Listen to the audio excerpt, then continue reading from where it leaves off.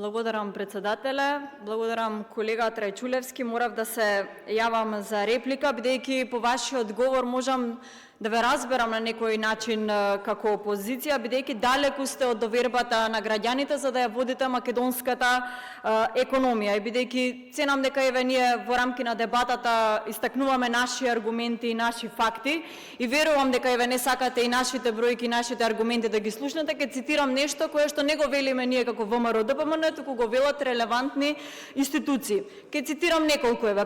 Пролетниот извештај на Светска банка вели дека Македонија е единствена земја од Западен Балкан што го намали фискалниот дефицит, односно од 4,5% од БДП во 2024 година на 4% во 2025 година. Тоа е еден патоказ дека економијата ја водиме во правилна насока.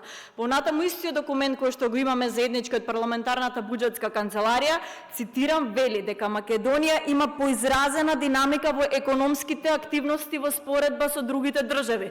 Тоа е уште еден патоказ за нашето позитивно водење на македонската економија. 2025 година завршена со просечен економски раст од 3,5%. Што тоа значи за македонските граѓани? За мене уште поважно, тоа значи дека средствата на граѓаните од буџетот сме ги насочиле правилно. Или да цитирам што тоа значи, дека 1116 проекти се во 80 општини подеднакво, 250 милиони евра се кон стопанството насочени за ефтини кредити за зголемување на економската активност.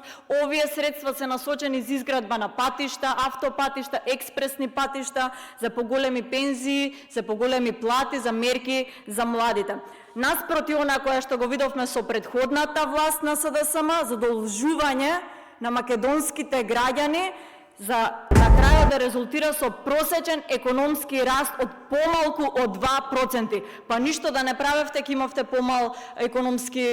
имавте поголем економски раст од 2%. За на крај оваа влада со се основна главнина и камати да ги врати до 2031 година долг кој што е со вкупен износ од 9 милиарди евра. Тоа се средства на граѓаните кои што треба да бидат вложени во капитални проекти.